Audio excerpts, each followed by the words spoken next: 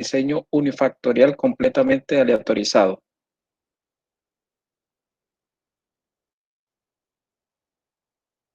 ¿Qué vamos a desarrollar en la validación del modelo? Los supuestos de normalidad en los residuales, los supuestos de independencia y el contraste de homogeneidad de varianzas.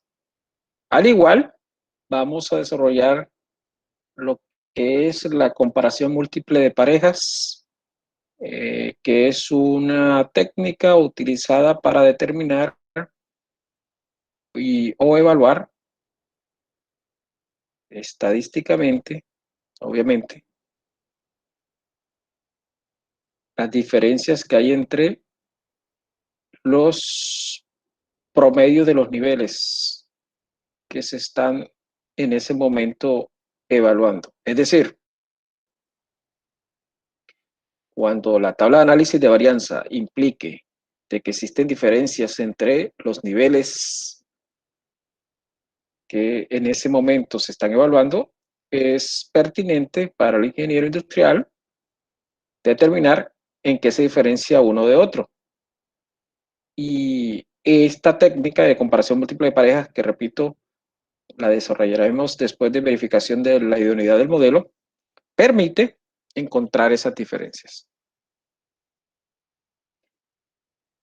Veamos en la parte de verificación de la idoneidad del modelo.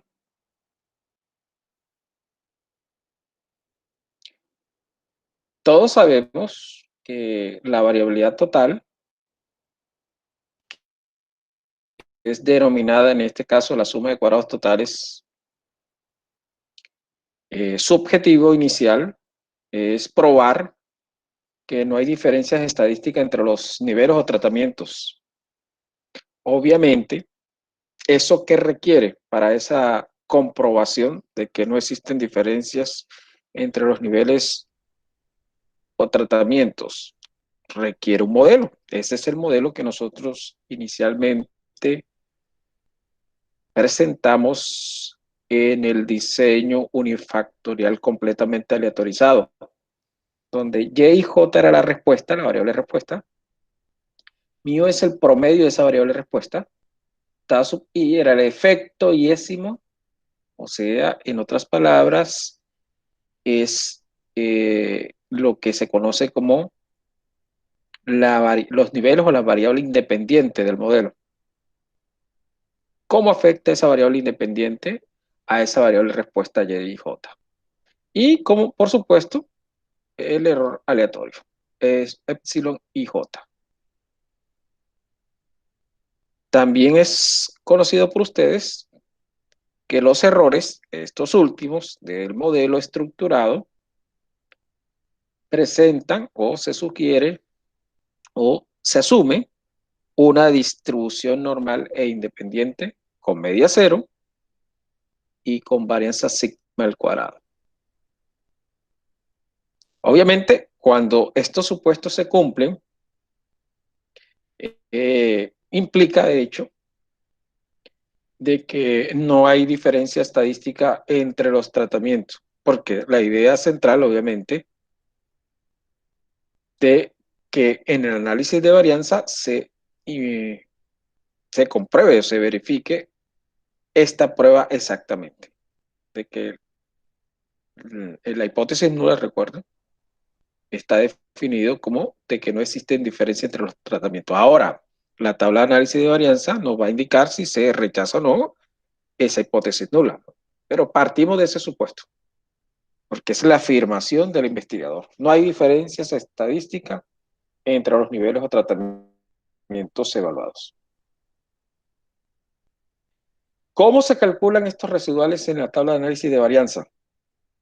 Obviamente hay que calcular los residuales para verificar la idoneidad del modelo. A estos residuales hay que evaluarle, por ejemplo, si se ciñen al supuesto de normalidad, si se presenta algún tipo de observaciones atípicas. Hay que, en este caso, calcular inicialmente cómo definimos los errores o cómo se evalúan esos errores matemáticamente. Los errores, ¿cómo están definidos? Los residuales. Están definidos como la observación menos una estimación de el promedio en donde se encuentra esa observación. Esa estimación, ustedes lo pueden verificar en la parte inferior, ¿no? La estimación que lo arroja, el promedio del nivel, del 10º nivel, para ser más preciso. Es decir, si ustedes recuerdan la estructura de la tabla, cada nivel tiene n observaciones. El promedio de cada uno de esos niveles es una estimación, obviamente, que te permite hallar los errores. O sea, cada observación menos su promedio nos permite hacer la estimación del error en ese nivel. Ahora bien, como les había comentado hace un momento, no solamente es verificar que hay o existe normalidad en los residuales, sino determinar también si existen observaciones atípicas que se conocen como outliers. Barnett, Lewis, John y Pricott sugirieron un procedimiento para determinar la existencia de outlier. Este es el procedimiento. Se calcula un DIJ, que es una especie de estandarización. Este es el error o el residual que se está evaluando si es un valor atípico. O sea, si yo tengo 20 observaciones en el experimento en total, habrá 20 residuales.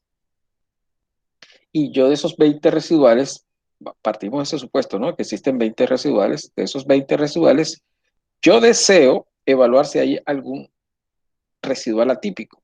Recuerden que si existiese un residual que se considera atípico, ese residual o esa observación, para ser más preciso, debe ser eliminada del contexto global, ya que son observaciones que no deberían estar en esa población. Eso, según estos autores, lo podemos determinar mediante este estadístico de prueba, TIJ.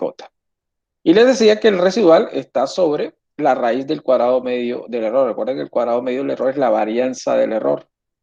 Por eso les decía que esto es una especie de estandarización. Si usted le sacan raíz a la varianza, los residuales es una diferencia entre una observación menos el promedio sobre la desviación. Se asemeja mucho a lo que ustedes llaman estandarización en la distribución normal, que era la observación menos el promedio sobre la desviación. Ahora, ¿cuál es el criterio de determinar si existe un dato atípico? Si este DIJ supera en valor absoluto, ¿qué significa? Que supera o posee un valor, ya sea negativo o positivo, y ese valor supera a 3, que se toma como referente, mayor que 3 o menor que -3, implicaría de hecho que hay una observación atípica y esa observación debe ser eliminada. Uno espera que el 68% de esas observaciones estén entre -1 y 1, que el 95% esté entre -2 y 2,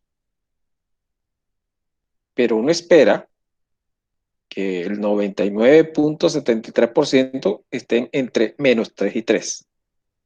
Por fuera de este valor tomado como referente, o sea, por encima de 3 o por debajo de -3, implicaría de hecho un dato atípico o fuera de contexto, que le llaman algunos autores, o outliers en términos generales. Por ejemplo, en el caso del ejercicio que desarrollamos en la primera clase, en donde se presentaban 40 datos de unos drones, esto sería la forma de calcular los residuales. Este sería, por ejemplo, el tiempo de vuelo del primer dron y la primera observación. el tiempo de vuelo del primer dron y la segunda observación. Entonces se toma la observación menos el promedio de ese nivel, o sea, del dron, que en este momento tenía una aleta cuya medida era 8 centímetros, se calcula el promedio de esas 10 réplicas que se obtuvo y ese promedio es 24.320. Entonces se toma cada observación y se resta cada observación de ese nivel, ¿no? De la aleta de 8 centímetros. Y se resta su promedio. Y eso genera el error, o el residual en este caso. Ese mismo procedimiento se hace con todas las observaciones, calcular los residuales de cada uno de los niveles. Es decir, si hay 40 observaciones, que era el caso que manejamos la clase pasada, habrá 40 residuales. ¿Y cuál es la técnica? Se toma el mayor de los residuales y se determina qué DIJ obtiene. Por ejemplo, aquí se tomó, dado un valor de 7.25 para colocar un supuesto. Se divide entre 3.76. Este 3.76, ¿qué es? El cuadrado medio del error o la varianza del error obtenida en la tabla de análisis de varianza, en la tabla ANOVA, que obtuvimos, repito, la resolución del ejercicio de los drones. Esta 3.76 es el cuadrado medio del error o varianza del error, que recuerden que se obtenía de la suma de cuadrado del error sobre los grados de libertad del error. Eso es lo que genera el cuadrado medio del error, que es la varianza del error. Y esa varianza, obviamente, al sacarle raíz sería una desviación. O sea, aplicaríamos la fórmula propuesta por los señores Bardat y Lewis. Eso da un valor de 3.73. Obsérvese que da un valor por encima de 3. Y si está por encima de 3, este punto, esta observación que genera esto residual, es una observación atípica. O sea que es una observación que debe ser eliminado del conjunto de datos. Y una vez eliminado el conjunto de datos, nuevamente, obviamente, se hace el proceso de verificación, porque el momento de eliminar esa información, es claro que se modifica el valor del cuadrado medio del error. Esta es la forma de hallar los outliers. Ahora, recuerda que estamos partiendo del hecho que sigue una distribución normal. Entonces, ustedes, por ejemplo, pueden verificar mediante un histograma de frecuencia si esos residuales siguen una distribución normal. Por ejemplo, en este caso, aparentemente, el supuesto de normalidad se cumple en los residuales. O sea, es claro que hay que eliminar una observación y es claro de que el supuesto de normalidad de los residuales se cumple. Ese supuesto de normalidad también se puede verificar mediante una gráfica que se llama gráfica de probabilidad normal de los residuales. Esta gráfica, por ejemplo, la presenta R o la presenta StatGraph. Uno espera que la mayoría de los puntos se encuentre muy cercano a la línea recta para verificar la normalidad. Aquí hay una especie, obviamente, puntos que están obviamente distantes de esa línea recta. Estamos hablando ya de los extremos, ¿no? De los extremos. O sea que en particular hay que verificar y es necesario realizar la prueba de normalidad. Por ejemplo, aquí observamos en estadística inferencial la Shapiro-Wills o la Kolmogorov-Smirnov. Este es, por ejemplo, la prueba de Shapiro-Wills. En este caso, la prueba de Shapiro-Wills arrojó un valor de 0.9769. O sea, el valor, el estadístico de Shapiro-Wills, 0.9769. Y el valor P es 0.57. Recuerda que ese valor P, si está por debajo de 0.05, se rechaza la hipótesis nula. La hipótesis nula, en este caso, estamos hablando del supuesto de normalidad. Si está por debajo de 0.05, se rechaza el supuesto de normalidad. Pero si está por encima, que es este caso, de 0.05, porque arroja un valor de 0.57, no se rechaza el supuesto de normalidad. Si no se rechaza el supuesto de normalidad, es claro que estos residuales para este problema o caso de estudio en concreto cumple con el criterio de dicha distribución. O sea, hasta el momento afirmamos que en el caso de la distribución, estos residuales siguen esta distribución, que es lo que esperamos en el estudio, ¿no? Que los residuales sigan una distribución normal. Esta es la forma de dar, por ejemplo, el histograma, eh, presentar la gráfica que ustedes observaron de probabilidad y presentar el texto o la prueba o el test de Shapiro-Wilk en R. Esto es en R.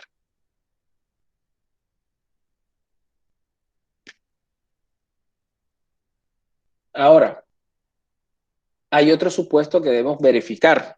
Todo esto es validación del modelo. O sea que cuando se estructura un diseño de experimentos, no es solo la tabla de análisis de varianza que se debe analizar. Se debe analizar todos estos supuestos que vamos a evaluar. Por ejemplo, el supuesto de independencia, en donde se grafica, si ustedes observan, los residuales en el tiempo. ¿Y cómo se obtiene estos residuales en el tiempo? Es en el contexto de la aleatorización que vimos en la primera clase. Ustedes inicialmente aleatorizan cómo van a realizar o cómo van a tomar las muestras o las variables respuestas a través del tiempo mediante la aleatorización. Y basado en estos datos de aleatorización, obviamente, ustedes obtienen unos residuales que también están medidos o están cobijados bajo esa aleatorización, porque obviamente ustedes en el momento de aleatorizar las observaciones están aleatorizando los residuales. Y esa aleatorización ocurre a través del tiempo. Por ejemplo, para el tiempo 1, ustedes calcularon una observación y esa observación generó un residual. Para el tiempo 2, ustedes calcularon una observación y esa observación generó un residual. Esa observación del tiempo 1 o del tiempo 2, recuerden que se realizó en forma aleatoria, un procedimiento, una metodología que debe ser desarrollada inicialmente para poder, obviamente, evaluar el fenómeno o el experimento que se tiene como objeto. Ahora, ¿cómo ustedes hacen el análisis de que existe o no, o se cumple esa independencia? Porque la idea es que los residuales, recuerden que parten de que el supuesto, los residuales son normales e independientes. Entonces, vamos a evaluar la independencia de esos residuales. Si ustedes observan en la gráfica, no se presenta o no se insinúa ningún tipo de comportamiento que implique un modelo. Por ejemplo, por decir cualquier situación de que exista una curva en toda esta sección, una especie de curva o una especie de tendencia, implicaría de que este supuesto no se cumple. Pero ustedes observan que los puntos están aleatoriamente esparcidos en la gráfica, lo que induce a pensar de que ese supuesto de independencia sí se cumple. Otra validación que se hace es la homogeneidad de las varianzas. Cuando uno habla de las varianzas, se refiere a las varianzas del error. Uno espera que la hipótesis nula, en donde indica que las varianzas de los errores de cada uno de los niveles son similares, no se rechace. Es decir, que las varianzas de los errores uno espera que sean similares en todos los niveles. Eso tiene mucho que ver con el instrumento de medida.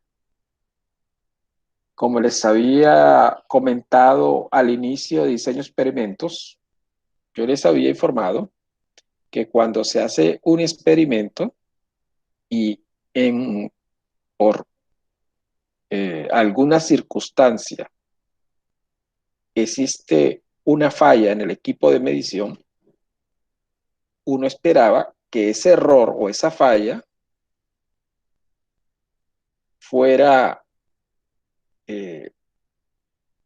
diría yo, no la palabra esparcida, pero ese error debería estar incluido en todos los niveles. Porque si se incluye en un nivel específicamente, si ese error o esa falla, ese instrumento se presenta en uno de los niveles, ya obviamente sesga la investigación que se está haciendo. Por eso es la aleatorización, porque si ocurre un error, como les decía, en el instrumento de medida, por ejemplo, ese error o ese inconveniente instrumental sea cobijado en cada uno de los niveles, con el propósito de que todos los niveles tengan el mismo error. Porque, repito, si ese error se sesga hacia un nivel, es claro que cuando ustedes construyen la tabla de análisis de varianza, van a encontrar diferencias estadísticas porque el error está centrado en uno de los niveles y ese nivel va a ser muy diferente a los demás. Cuando posiblemente no exista diferencia entre los niveles.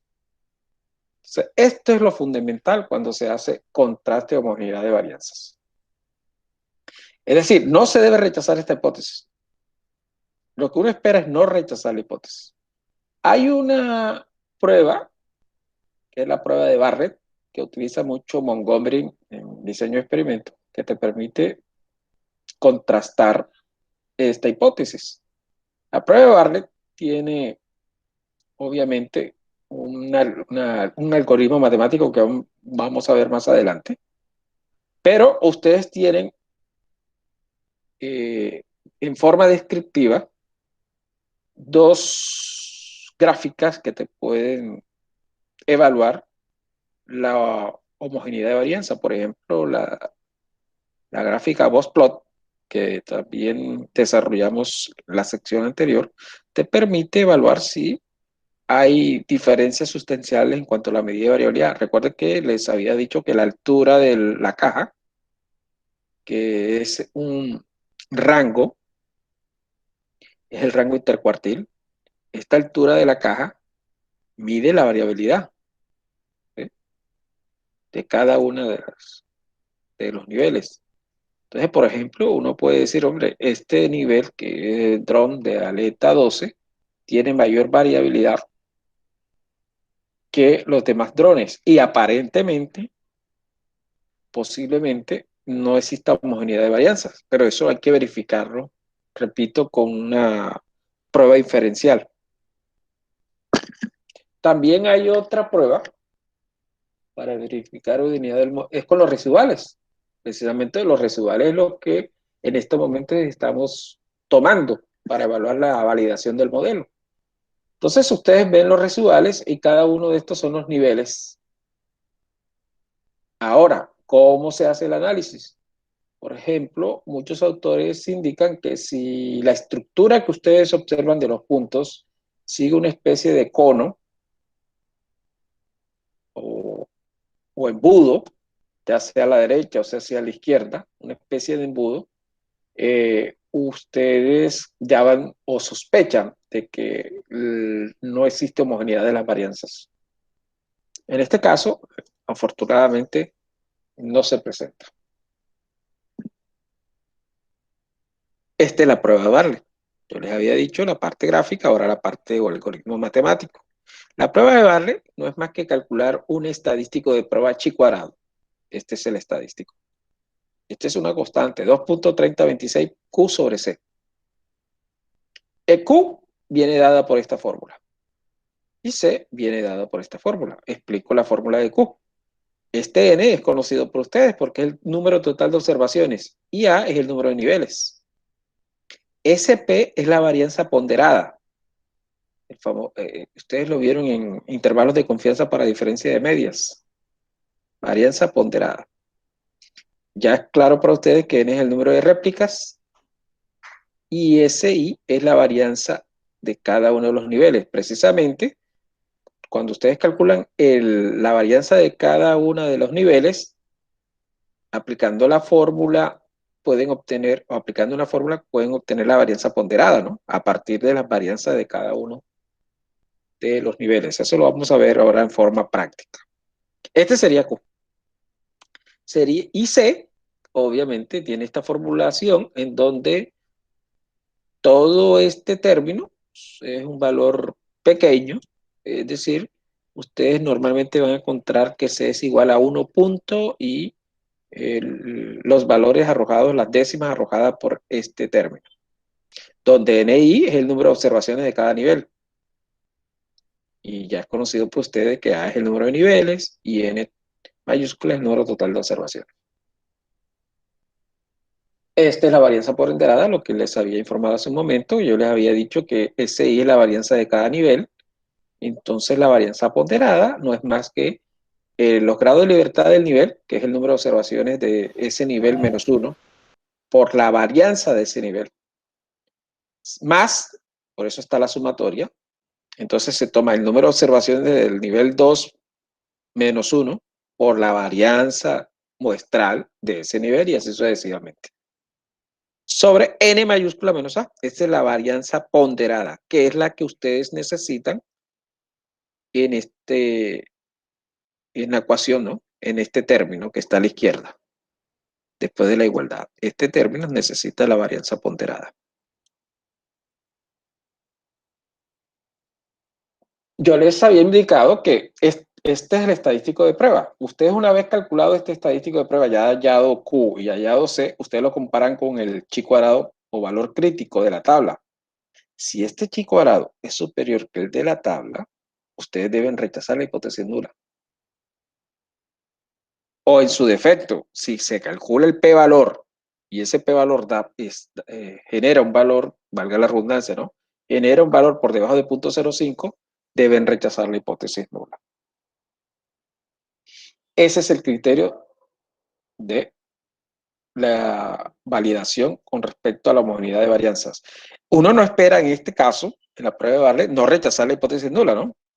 No rechazarla, porque eso es lo ideal, de que las varianzas del error sean similares. La idea es no rechazar la hipótesis nula. O sea, ya sabemos que en la validación del modelo, que se cumple el supuesto de normalidad de los residuales, que exista independencia en los residuales y que exista homogeneidad de varianza en los residuales. Estos son los criterios de la validación del modelo. Les hablaba, por ejemplo, en el caso de los drones, observen cómo son los puntos de cada uno de los niveles. Yo les había informado, por ejemplo, en el caso de la homogeneidad de varianzas, si hay un cono, aquí no se presenta un cono, ¿no? Porque aquí hay unos datos que afortunadamente eh, estructuran o no estructuran el comportamiento de un cono. Por lo menos parece indicar que las varianzas de los errores son similares. Ahora, si alguien me pregunta, ¿y qué tal? ¿Y qué pasaría si se rechaza la hipótesis nula? O sea, que las varianzas de los errores no son diferentes. Hay técnicas en estadística que se llaman transformaciones que te permiten eh, subsanar ese tipo de inconvenientes. Transformación significa que deberías tomar las observaciones y transformarlas en otras observaciones diferentes. Por ejemplo, aplicar un logaritmo en base 10 a cada observación y trabajar con ese logaritmo en base 10 es una forma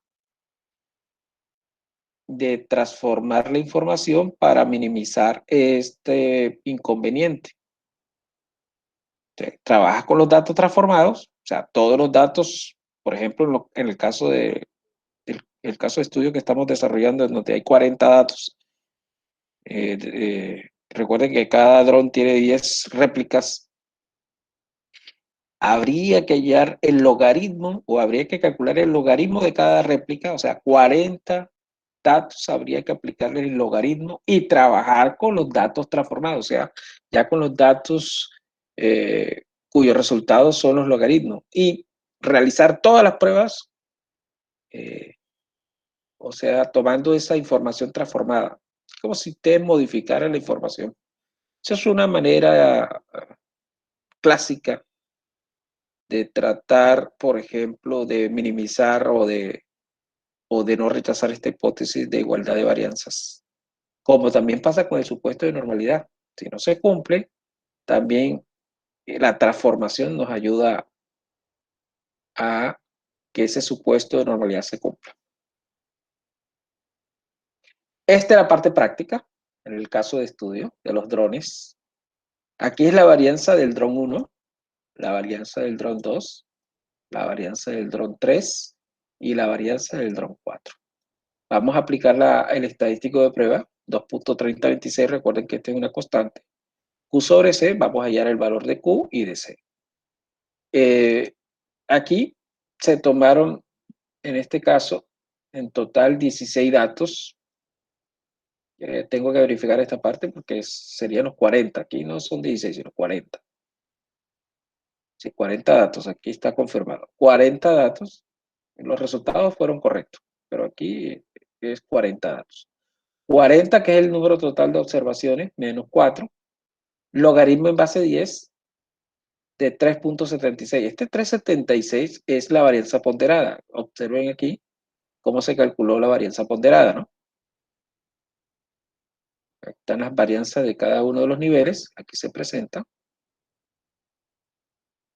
40 menos 4, n mayúscula menos a, y este sería la varianza ponderada, 3.76. Menos aparece después los grados de libertad, logaritmo de cada una de las varianzas, ya en forma independiente, ¿no? Más grados de libertad de ese nivel por el logaritmo de la varianza de ese nivel. Los grados de libertad, recuerden que es el número de réplica menos 1. Así se realiza para todos los niveles. Ya tienes el valor de Q, esto arroja un valor. Veamos el resultado final de Q y de C. Observen, bajo el criterio, el valor crítico es 7.81. Ese es el valor crítico, 7.81. Ese es el de la tabla. Y el valor del estadístico de prueba, reemplazando Q y C, bajo obviamente los resultados obtenidos aquí, dio un valor de 1.23, o sea, un valor muy por debajo del valor crítico. Por lo tanto, no se rechaza la hipótesis nula. Eso es conveniente. No se rechazó la hipótesis nula. Si ustedes calculan el valor P, que está sujeto a este valor, pues el valor P proviene del estadístico de prueba calculado, es claro que debe dar un valor por encima de, ese valor P debe dar un valor por encima de 0.05 para no rechazar la hipótesis nula. Afortunadamente, en este caso de estudio, no se rechazó esta hipótesis y podemos afirmar de que la varianza del error es similar para todos los niveles.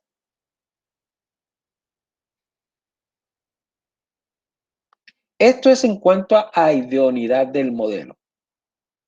¿Sí? Las pruebas gráficas y el contraste de homogeneidad de varianzas.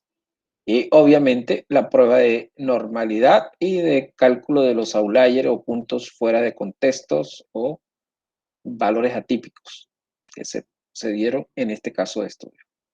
Ahora, ustedes observaron en la sección anterior que en la tabla de análisis de varianza se rechazó la hipótesis nula. La tabla de análisis de varianza, para recordarles, tiene como hipótesis nula de que el promedio de los vuelos de los drones son similares. Y la alterna es porque existe un promedio de vuelo diferente. Se rechazó esa hipótesis nula, por lo tanto debe haber un dron o algunos drones diferentes a otros. Como existe diferencia entre los drones, viene la siguiente o el siguiente paso o la metodología a seguir es determinar esas diferencias. ¿Cómo se realiza? Mediante comparación de pares de medias. La comparación de pares de medias permite evaluar esas diferencias. Profe, eso es con torque.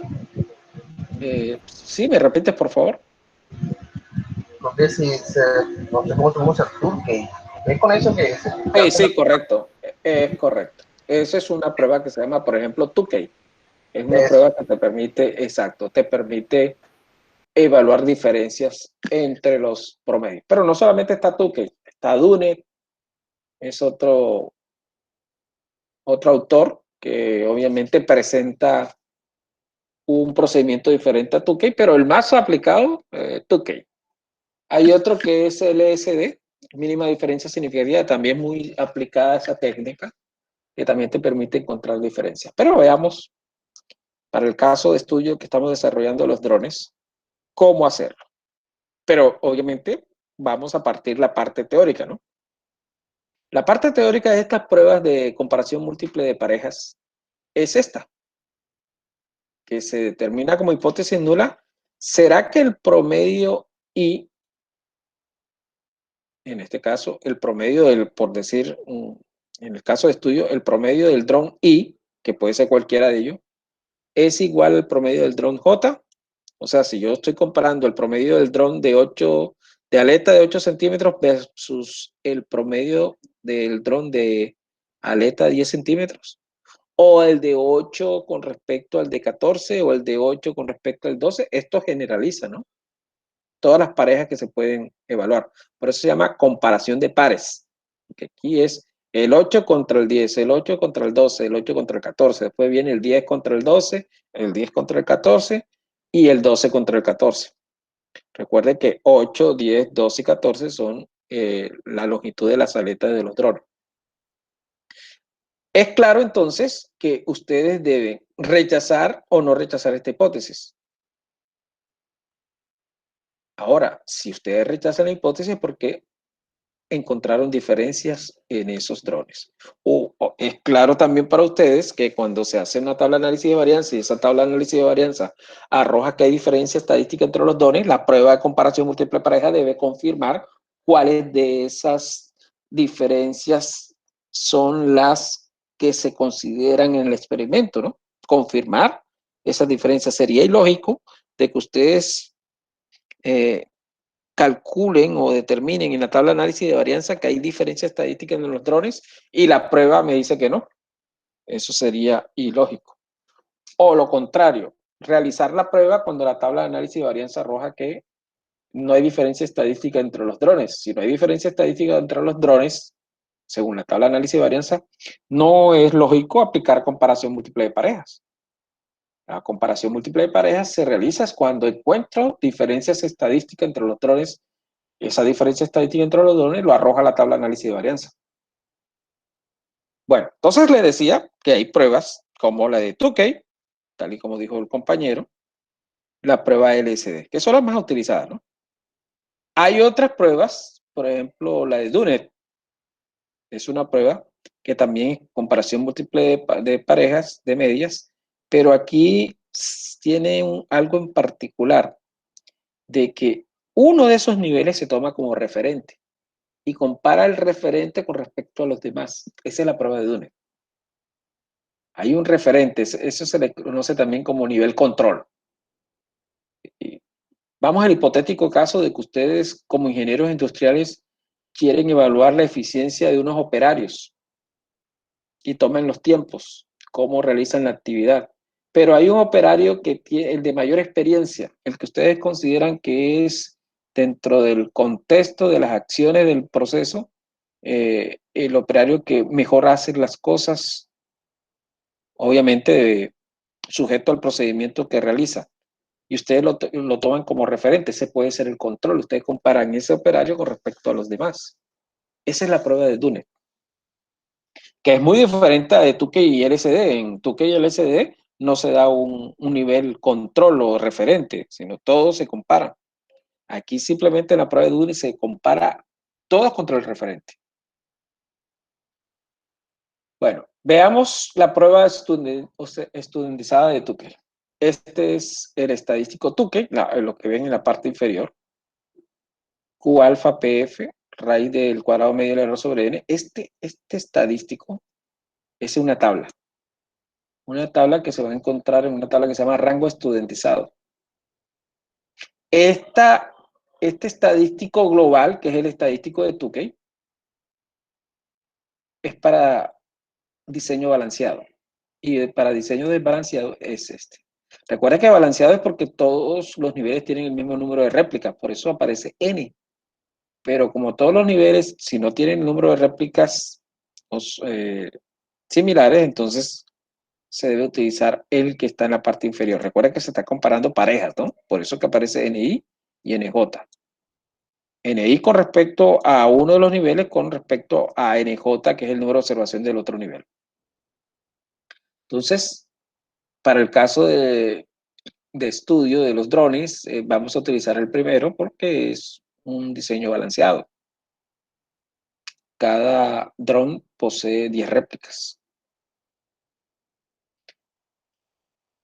Se puede ayudar a ustedes como ingenieros de las pruebas de diferencia de medias. Vean que se está comparando las mismas parejas, pero utilizando intervalos de confianza.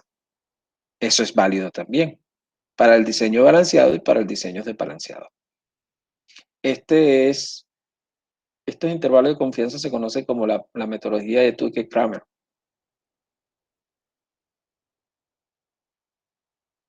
El caso de los drones. Recuerden la tabla de análisis de varianza. Estos son los resultados.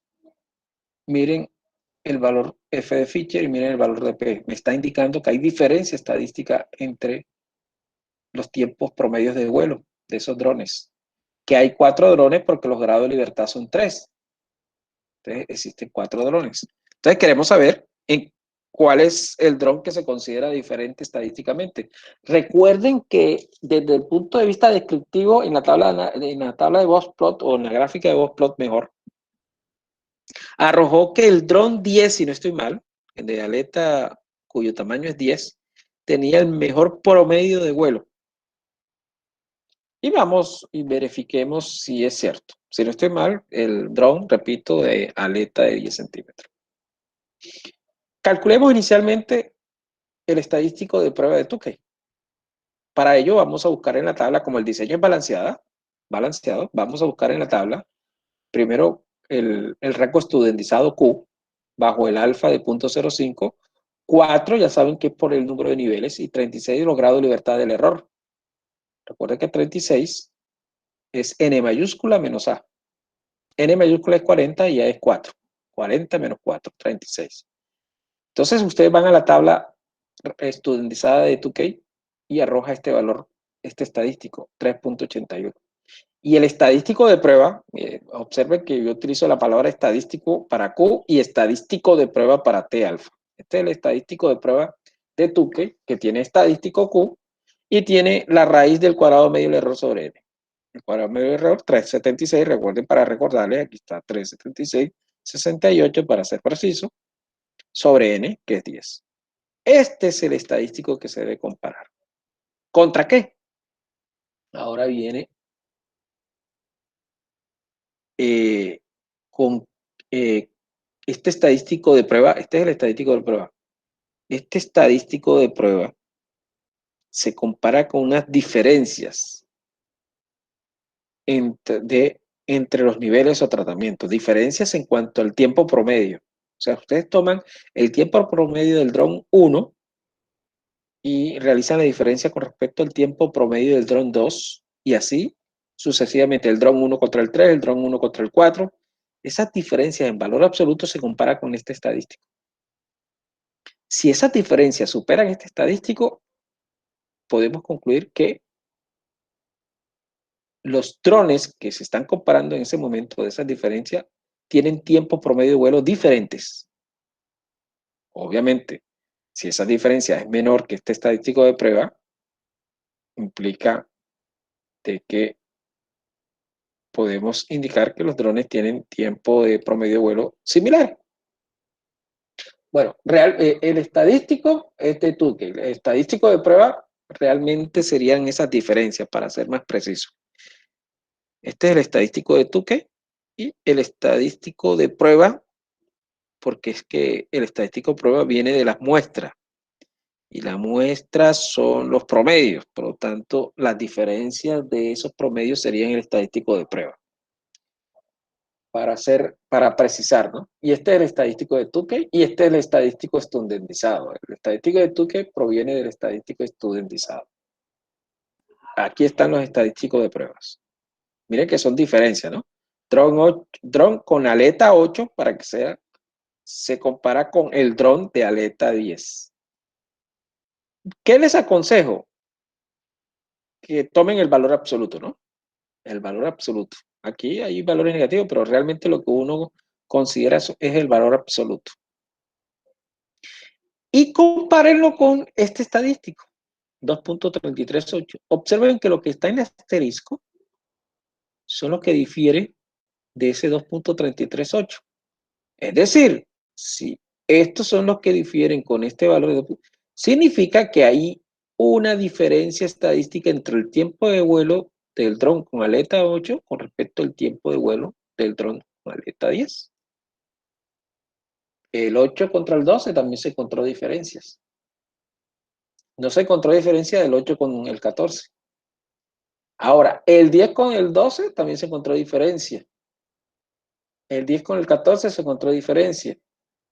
Y el 12 con el 14 se encontraron diferencias. O sea, la mayoría, exceptuando el 8 y el 14, no hay diferencias.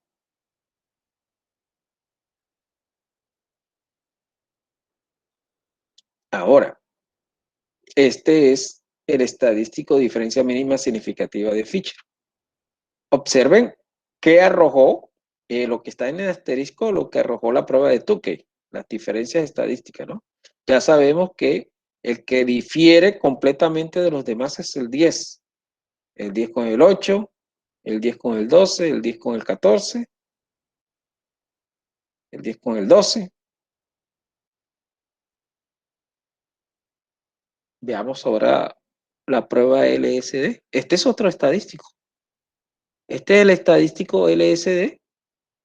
Obviamente hay que calcular la T de student para alfa medio con N mayúscula menos A, que sería 36. Recuerden que 40 es, en el caso de estudio, N mayúscula es 40 y A es 4. Ya es claro para ustedes cuál es el cuadrado medio del error, 3.66 en este caso, por 2 entre en este para diseño balanceado y el de la parte inferior para diseño desbalanceado. Este LSD, igual que el anterior, hay que compararlo con las diferencias en valor absoluto. Simplemente es calcular este estadístico y compararlo con el estadístico de prueba, que es la diferencia de los promedios en valor absoluto. Esta es la prueba LSD, recuerden. Esto lo vamos a ver, obviamente, también en el software, esta gráfica. Y esta es la de Dunet, que yo les había informado, que a diferencia de las anteriores, aquí se toma un tratamiento control, pero observen que la idea es tomar el control, aquí mu sub i sería el control. Sí es claro que debería colocar aquí un C para decir que este es el control con respecto a los demás promedios. Aquí ya sub A está representando ese control. Bueno, colocar un C o colocar A. Aquí se colocó A. Entonces, se compara cada uno de los promedios con respecto a ese control. Si esta diferencia supera el estadístico, esta diferencia del estadístico de prueba supera este estadístico de Dunet, entonces se rechaza la hipótesis nula. ¿Eso qué implica? Que ese nivel difiere del control. En el momento de rechazar la hipótesis nula es porque ese nivel o tratamiento difiere del control. Este D alfa, ustedes ven aquí, ese es tomado de una tabla, la tabla de Dunet, que, repito, lo encuentran en los libros de Montgomery. Tanto el rango estudiantizado que vimos en la de Tukey como la de Dunet lo encuentran al final de en las tablas finales del libro de Montgomery Diseño Experimento. Ya es claro para ustedes que este es el cuadrado medio del error y este son el número de réplica de los niveles del nivel con respecto al nivel control. Recuerden que aquí hay un control, ¿no? Aquí hay un caso de estudio donde se pide a 4 químicos que determinen el porcentaje de alcohol etílico en cierto compuesto químico. Aquí están los porcentajes de alcohol, ¿no?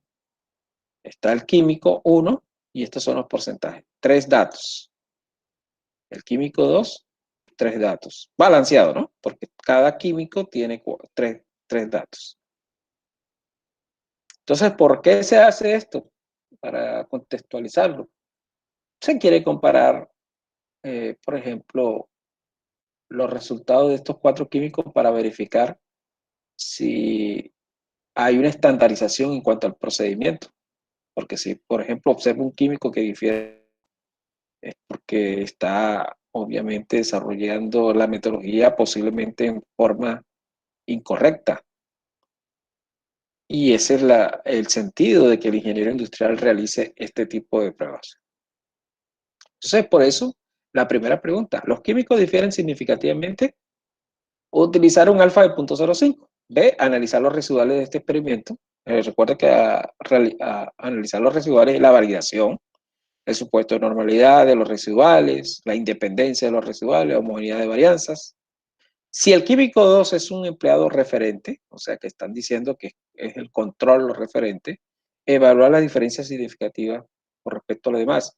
Es claro que si encuentras diferencias significativas entre los químicos y el químico 2 es el referente, tienes que aplicar la prueba de Dunet, que es la que nos permite realizar esta comparación.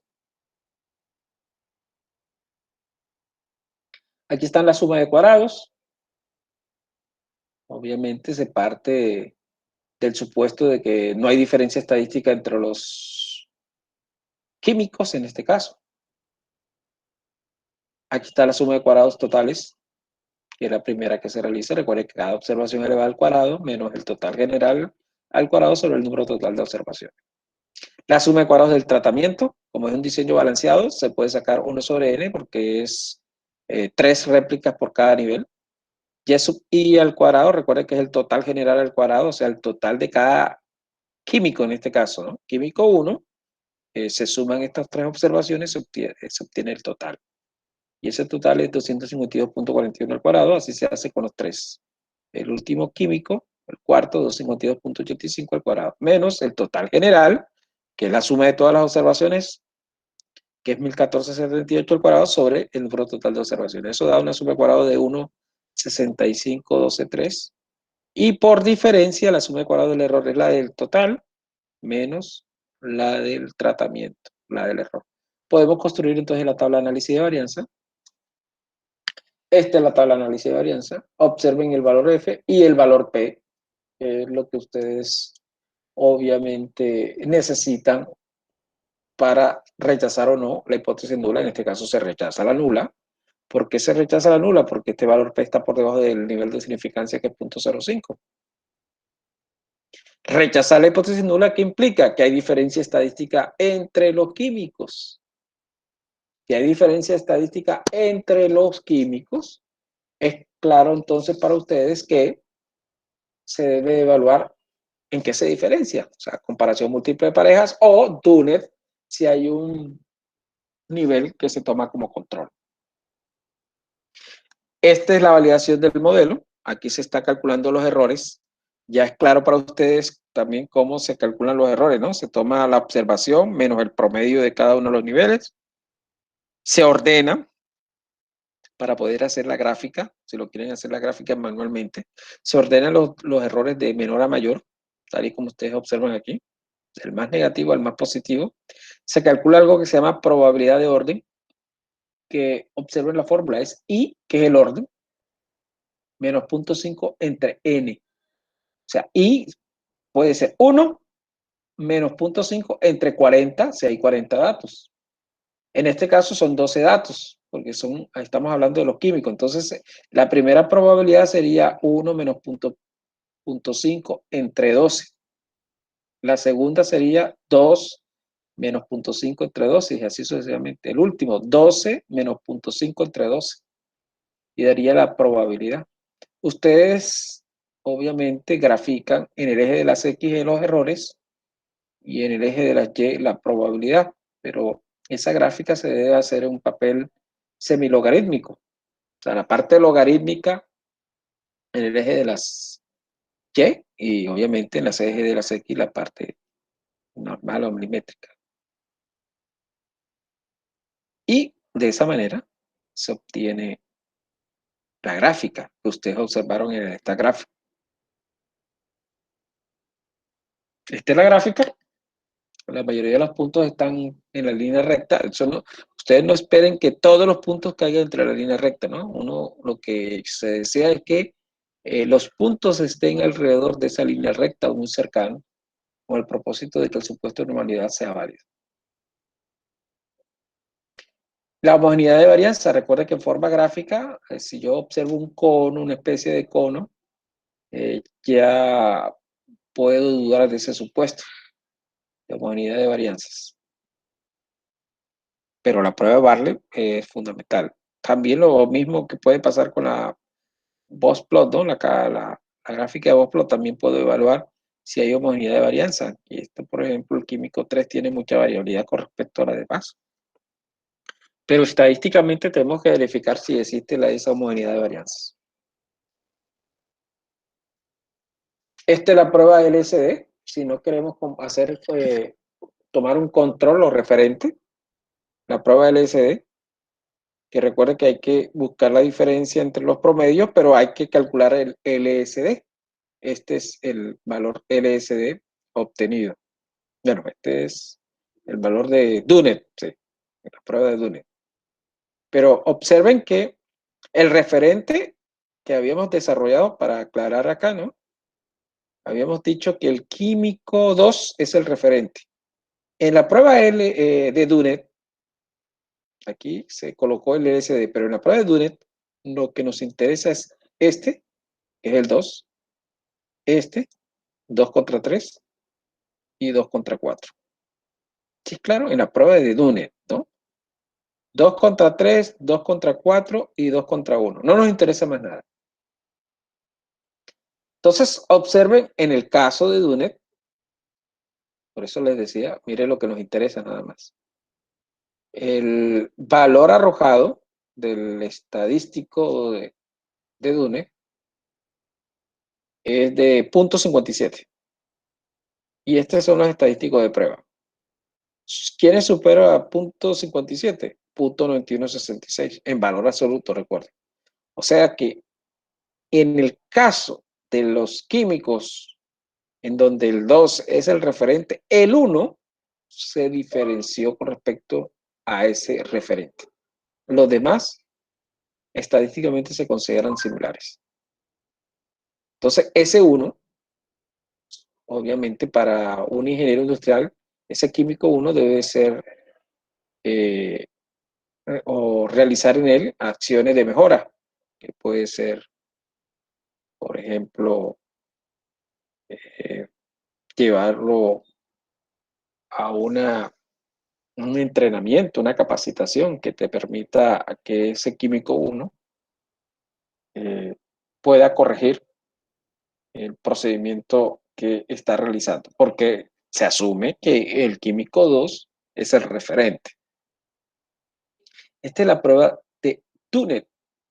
Observen que simplemente los promedios o la diferencia de los promedios con respecto al referente, nada más. En cambio, la prueba LSD, si hubiese yo hecho la prueba LSD, miren todos los diferencias de promedios que habría que hacer, ¿no? Porque aquí obviamente no hay un referente y tendría que comparar esta prueba de LSD con el estadístico de LSD. Esta es la tabla de Dunet que yo les había informado que aparece en los libros de Montgomery. Simplemente ustedes van y buscan en donde dice F los grados de libertad y el número de niveles, ¿no? Número de tratamiento, sin incluir el control. Observen que es claro, ¿no? Número de medias de tratamiento sin incluir el control. O sea, si hay 4 tratamientos, debes separar el control. Entonces sería 3, ¿no? El referente. Este es comparación múltiple de pareja utilizando R. Aquí lo podemos nosotros aplicar en R Veamos el caso de R. Vamos a tomar un script aquí. Voy a minimizar esto. Entonces aquí están los drones. Se toman los datos de los drones, ¿no? Aquí están todos los drones. Aquí se le asigna, como les hicimos en la parte inicial, recuerde que hay 40 datos y aquí hay que asignarle cada 10 datos a qué dron pertenece, ¿no? Dron de 8, dron de 10, dron de 12, etcétera, etcétera. La tabla de análisis de varianza que se determina aquí. El intervalo de confianza, obviamente. Aquí está, por ejemplo, el valor de los residuales para estimar el error. Aquí hay un inconveniente de SP. La idea es hallar el SP. Veamos, aquí hay un inconveniente estadístico. Pero la idea es encontrar la media. El error le corrijo después. La media más el error y la media menos ese error. Ese con el propósito de hallar el famoso intervalo, ¿no?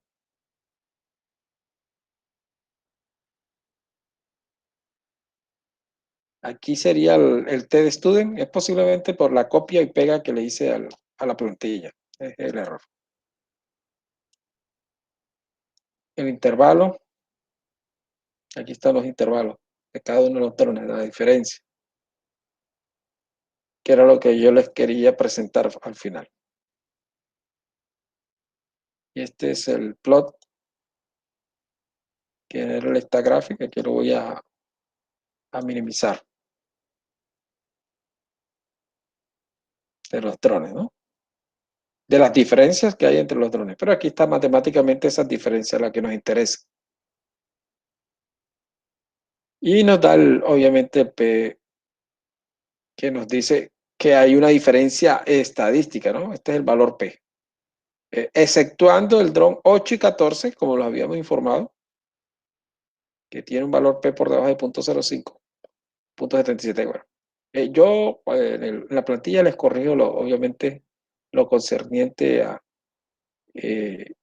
hallar en la forma, porque aquí se trata de buscar el error, hacer un intervalo de confianza, pero aquí nos interesa al final lo que presenta la prueba de Tukey. Estas son la prueba de Tukey que nos da en R. Vamos a realizarlo en R. En esta gráfica, recuerden que vamos a observar si tengo en diseño de experimentos un ejemplo.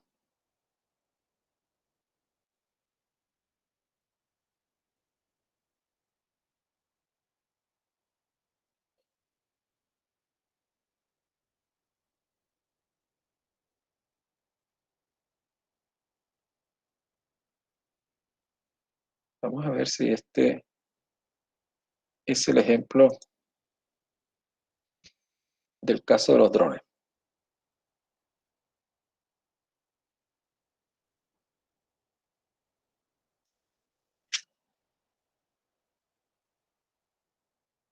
Bueno, aquí hay una aleatorización, aquí se trata de 5 niveles, no parece.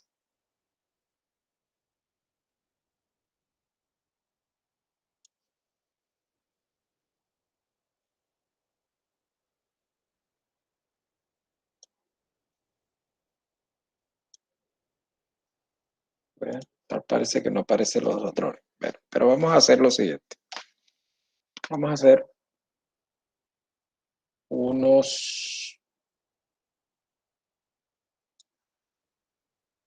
una simulación, ¿no? Dron 1,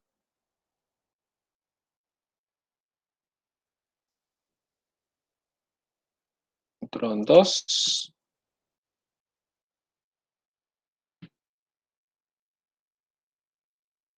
Son 3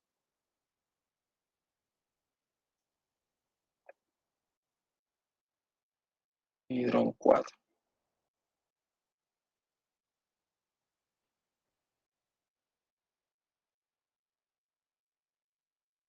Y voy a hacer una simulación, ¿no? No tengo la información, entonces voy a hacer la simulación para que ustedes, y aquí voy a colocar unos tiempos promedio de vuelo.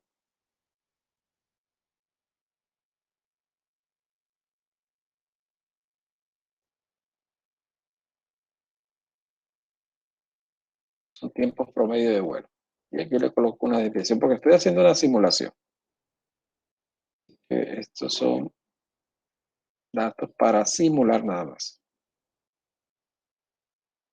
Miren lo que generó la gráfica, generó la simulación. Aquí hay una diferencia enorme, ¿no? Posiblemente esta curva con respecto a esta que está en azul, la naranja con la de azul, posiblemente una diferencia. Pero aquí, por ejemplo, el tiempo de vuelo de este dron sí difiere sustancialmente de los demás.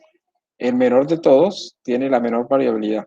Eso simplemente a manera de que ustedes sepan que esta es una simulación. Voy a colocar aquí dron 1, dron 2, dron 3 y dron 4 en la hoja. ¿Qué me dicen? Obviamente porque yo les puse, aquí está la simulación del tiempo de vuelo de los drones. Bueno, exceptuando el dron 1, vamos a mirar qué pasó.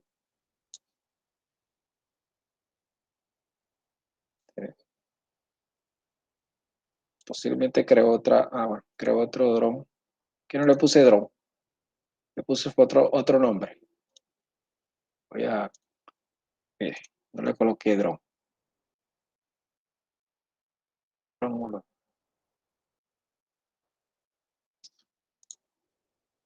ya, voy a eliminar este.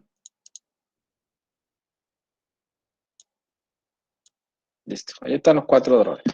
Entonces vamos a, obviamente, hacer un análisis de varianza simple. Es simplemente para que ustedes... Recuerda que antes nos metíamos en diseño de experimento, ¿no? Pero en este caso vamos a hacer una comparación nada más. Una comparación de poblaciones. No me voy a meter por diseño de experimentos porque la idea es que ustedes vean las comparaciones. Es descriptiva inicialmente. Realizar una comparación descriptiva. Varias muestras.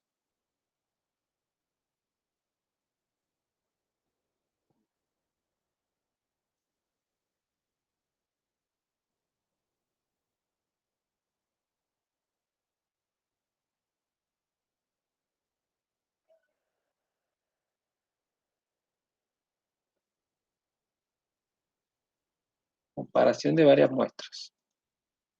Aquí está. Voy a dar a aceptar. Ahí está. Entonces, miren que hace la tabla de análisis de varianza y hace la prueba de rango, ¿no? Y aparece la LSD que yo les había informado, que es la que por defecto sale en esta gráfica. Recuerden que no me metí por diseño de experimento, ¿no? Eh, pero si ustedes se meten por diseño de experimento, que es lo correcto, obviamente le va a salir los mismos resultados.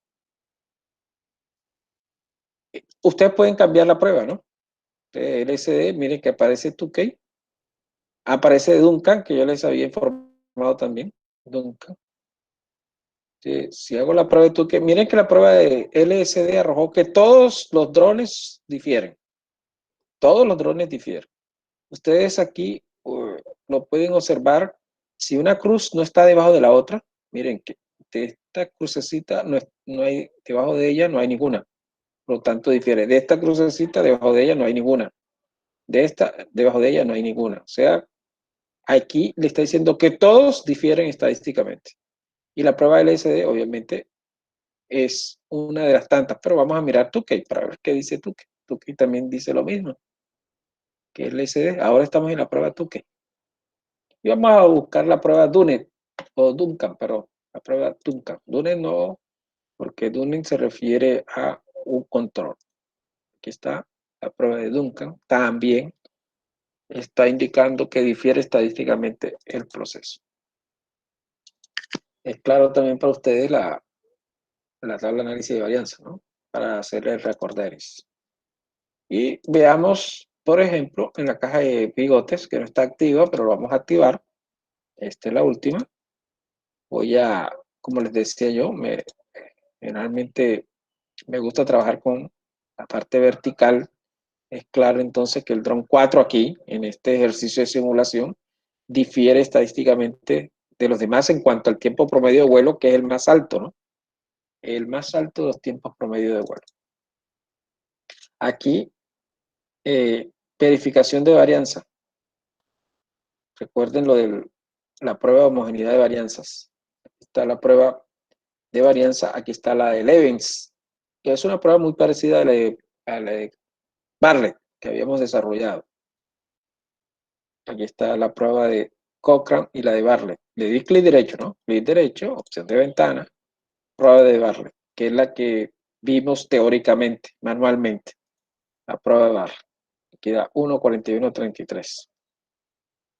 Con un valor P de 0, ¿no? Eso significa que se rechazó la prueba. ¿Y qué implica rechazar la prueba? Que aquí hay problema de homogeneidad de varianzas. En este ejercicio hay problema de homogeneidad de varianzas. Y es claro para ustedes por qué.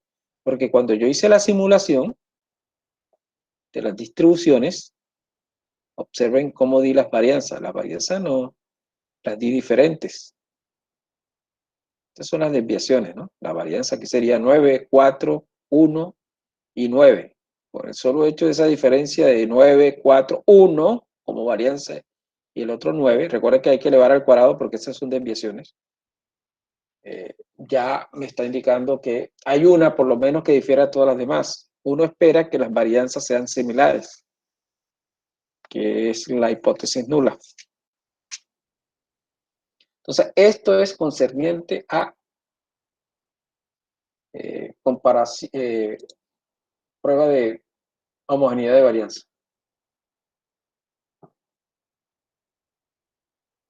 En la gráfica, bueno, la gráfica no, en este caso no. Vamos acá, es la que nos interesa. Estas pruebas de Kruskal y Wallis la vamos a ver cuando desarrollemos lo que es no paramétrico, ¿no? La parte no paramétrica. Gráfico de residuos. Observen que aquí está el gráfico de residuos. Y este es el famoso homogeneidad de varianzas.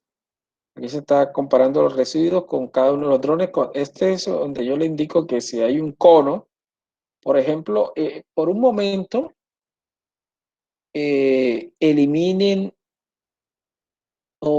el dron 4. Por un momento el dron 4. ¿Sí? Imagínense que el dron 4 no existiese. Observen que si no existiese el dron 4, miren el cono que se forma. Es más claro aquí, sin el dron 4 es más claro el cono. Entonces, inmediatamente uno dice, hay problema de homogeneidad de varianza, que precisamente hay problemas aquí, sea que tú incluyas el dron 4, ¿no? Pero existen problemas porque se rechazó la prueba de Bartlett. Entonces, esto es lo que presenta el stack graph. ¿Hay alguna duda acerca del desarrollo de esta parte de idoneidad del modelo?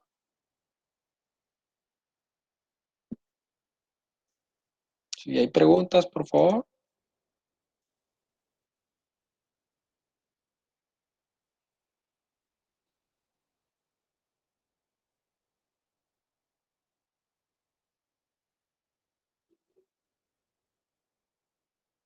¿Alguna No, pregunta? profe, para mí todo está claro. Bueno, entonces, en la próxima clase vamos a realizar ejercicios de Montgomery. Para la próxima clase hay una fecha establecida para el desarrollo de la evaluación, pero creo que esa fecha va a ser desplazada porque la idea inicial es tratar de hacer ejercicio.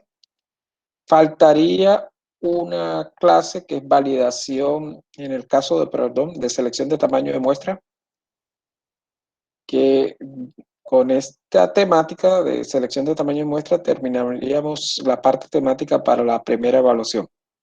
Esa la vamos a desarrollar la próxima clase, obviamente en conjunto con ejercicios de, obviamente que implique desarrollar toda la temática hasta el momento. Entonces, si no hay más preguntas, chicos, les deseo buenas Profe, noches. ¿Sí?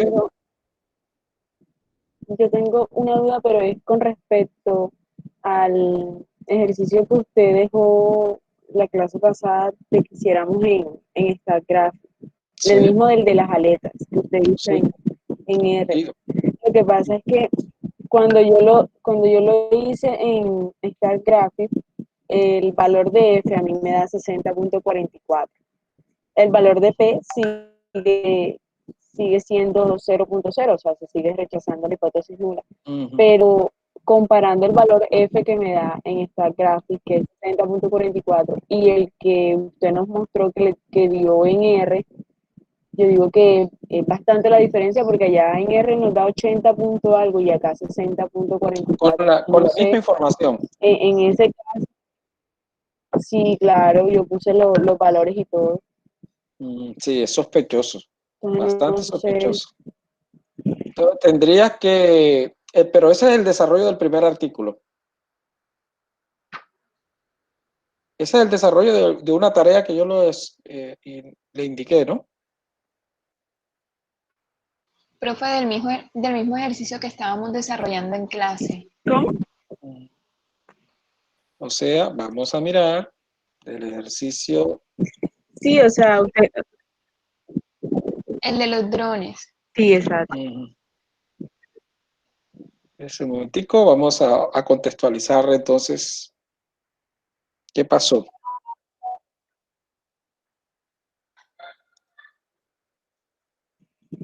Este es el de los drones, este de ejercicio, con este análisis de varianza, que dio Sí, 82, Sí, 87. profe. ahí da 82 puntos Ujú. es, O sea, el Stat Graphic sí le da este resultado, 82.87.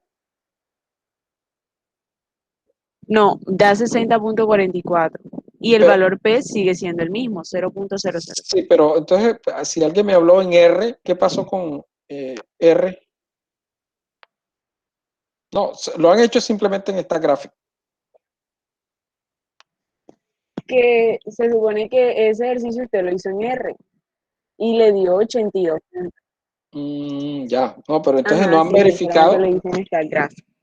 por eso no han verificado, Porque no han en R verificado. usted lo hizo y Ah, ok. Entonces tiene que ser que en R, yo tengo que verificar que en R yo haya incluido correctamente los datos. Porque si no lo incluyo correctamente, obviamente el resultado es distinto. Veamos, vamos a probar aquí en R qué pasó. Sí, profe, porque a Sí, mí yo también sí me dio modifico 60.44 en StatGraphic. en esta gráfica. Ok.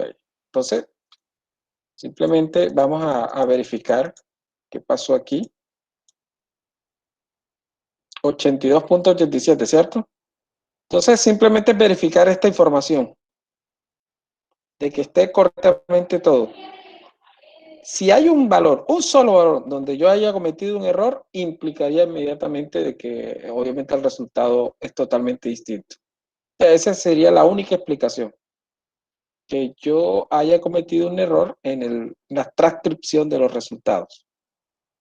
Veamos, vamos a verificar. Estos son los datos, ¿cierto?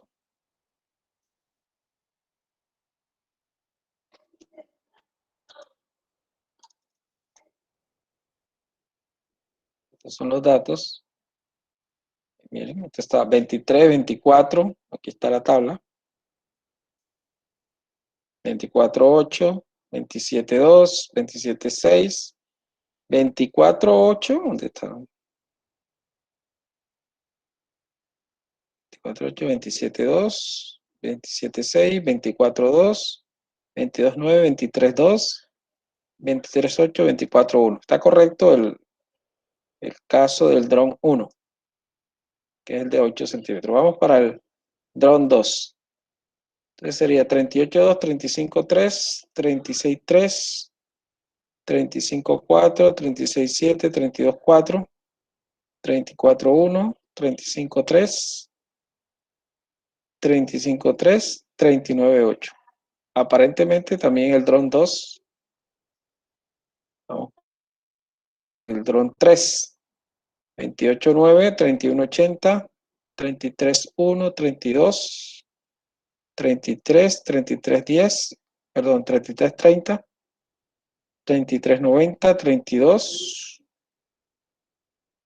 y 30.20. Y el último, 33.70. Dron 3,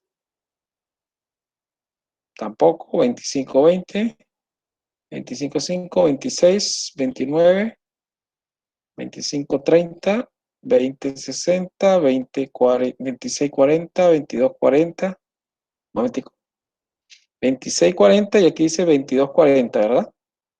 Es 32.40. Sí, profe. Bueno, ese es el error. ¿Vio? Un valor que cometa 25.10 y 26.10. ¿Listo? Ahora vamos a correrlo nuevamente. Si ustedes cuando vean hay un error o difieren en los programas es porque hay un error de digitación. En este caso lo cometí yo. Estoy corriendo ahora el R. Y esta es la tabla de análisis de varianza. 60.44. ¿Sí? Ese es el resultado. 60.44 y el valor F.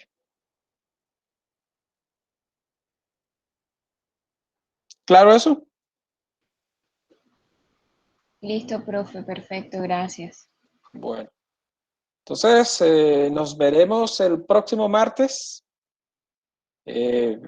Recuerden que yo le estoy dando, le enviando el link, pero es el mismo link. Ustedes simplemente se conecten al mismo link de diseño de experimentos. O sea, no es necesario que yo le envíe nuevamente la invitación, porque es el mismo link siempre.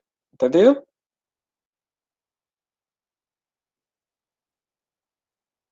Listo, profe. Ok. Bueno, entonces buenas noches, cuídense mucho, chicos. Nos vemos el próximo martes.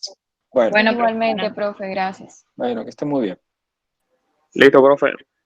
Bueno, buenas noches.